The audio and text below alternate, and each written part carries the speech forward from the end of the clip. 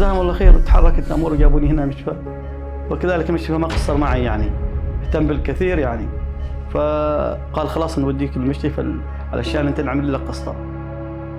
انا اقول لك ما متوقع نفسي يعني في خلص بهذه السرعه وكذلك يعني بفضل الله سبحانه وتعالى وجزاهم الله خير. فانا ما حسيت فعلا يعني، حتى كان عندي اخوتي وراحوا وانا مرتاح جدا يعني.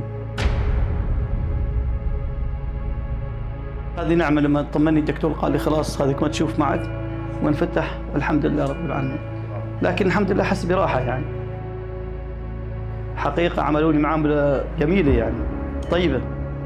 هم جزاهم الله خير، اشكرهم يعني بالوقفه اللي وقفوها باسرع ممكن يعني باشياء ما تتوقعها اصلا.